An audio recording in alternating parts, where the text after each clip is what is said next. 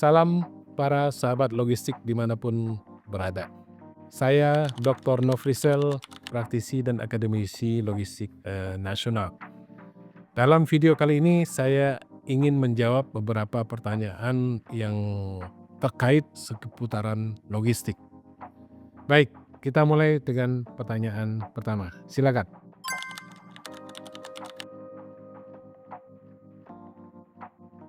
Oke, mungkin saya terjemahkan, kenapa harga jual satu produk seperti sayur di tingkat petani dengan sampai di kota misalnya kok berbedanya jauh sekali gitu ya. Apa sebabnya gitu? Saya ingin menyampaikan bahwa terlebih dahulu adalah bahwa sebenarnya dalam dunia logistik itu peran intermediary proses atau peran proses-proses di perjalanan gitu ya, itu secara konvensional itu sangat menentukan gitu. Jadi kenapa? Karena kita tidak mungkin menjual sendiri misalnya atau membawa sendiri sayur-sayur itu dari kebun kita sampai ke kota misalnya dengan kekuatan kita sendiri. Pada saat seperti itu kita kemudian menjual di tingkat petani, kemudian mengirimnya lagi melalui pihak tertentu, kemudian bahkan dijual lagi kepada pihak mana gitu ya, mungkin grosir, borongan dan sebagainya gitu.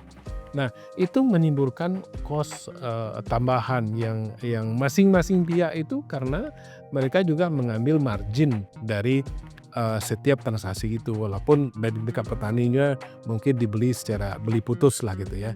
Lalu kemudian mereka jual lagi, dapat margin lagi, kemudian jual lagi kepada tingkat grosir, kemudian ambil margin lagi, sehingga kemudian ujung-ujungnya di kota itu bisa jadi harga yang tadinya 1.000 di tingkat petani menjadi 5.000 di kota. Nah, itu kira-kira penyebabnya.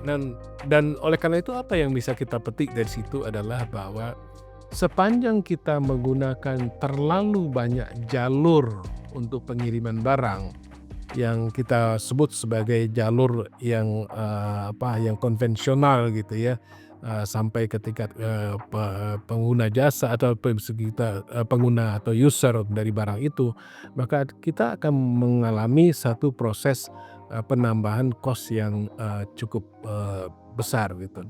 Nah, oleh karena itu kita perlu melakukan semacam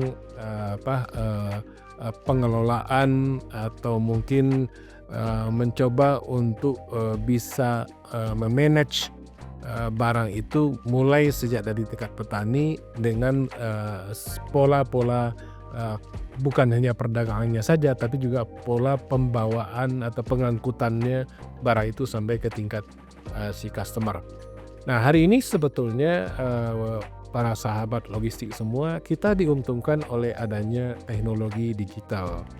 Jadi dulu kalau kita mau membeli barang atau menjual barang, kita membutuhkan perantara gitu ya, membutuhkan distributor, membutuhkan retailer misalnya gitu. Kalau sekarang misalnya karena antara penjual dan pembeli itu bisa berkomunikasi langsung, baik melalui media komunikasi digital ataupun dengan cara-cara lain, maka bisa keputusan-keputusan penjualan barang dan angkutan barang itu bisa diambil oleh kesepakatan mereka berdua gitu.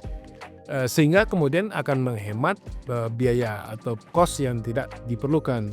Jadi oleh karena itu manfaatkanlah kesempatan hari ini di mana kita bisa melanjutkan satu aktivitas perdagangan yang berbuah pada pemanfaatan jasa logistik yang kita bisa hemat karena kita bisa melakukan komunikasi secara langsung. Jadi itu kira-kira penjelasan atau jawaban dari pertanyaan pertama.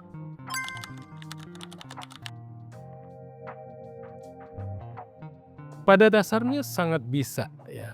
Kenapa tidak bisa? Apalagi sekarang misalnya kita global itu sudah terkonektif gitu ya, melalui teknologi digital dan sebagainya. Jadi kita bisa berkomunikasi antara kita di sini dengan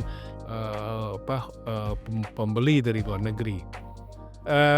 Namun tidak sesimpel itu. Kenapa? Karena dalam beberapa hal, kita perlu memenuhi berbagai ketentuan-ketentuan yang ada terkait dengan kondisi bisa membangun dan menciptakan satu proses perdagangan internasional antara kita atau antara petani kita dengan pembeli di luar negeri.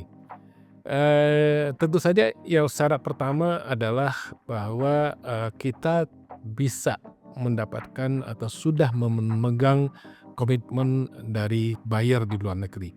Itu yang pertama. Yang kedua adalah kita juga perlu memastikan bahwa produk kita itu sudah sesuai dengan standar internasional atau setidak-tidaknya sesuai dengan standar nasional Indonesia atau SNI. Kenapa? Karena biasanya kalau kita berhubungan dengan para pembeli di luar negeri, maka mereka akan konsen kepada hal yang terkait dengan standar internasional. Nah, tidak hanya produk, tapi standar itu juga berlaku pada pola-pola pembayaran, pola-pola pengangkutan dan logistik yang dipilih dan sebagainya. Jadi oleh karena itu para petani atau UMKM kita yang ada di dalam negeri, saya menyarankan untuk bisa mempelajari dengan seksama lebih dahulu apa syarat-syarat yang harus ditempuh, harus disiapkan untuk kita bisa menjadi go global gitu ya. Jadi tadi saya udah singgung sebagian, kita perlu berkomunikasi, berkorespondensi gitu ya dengan penjual.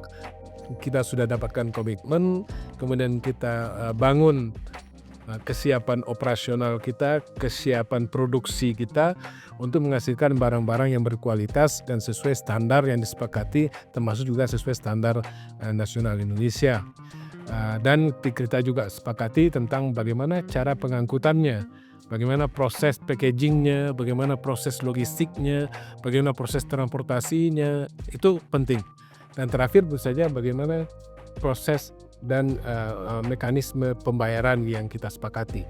Jadi dari situ kemudian kita bisa menjadikan bahwa tidak hanya di domestik, para petani, para UMKM kita juga berpeluang cukup besar dan bahkan sangat besar untuk bisa menjual barang mereka di luar negeri atau ke luar negeri.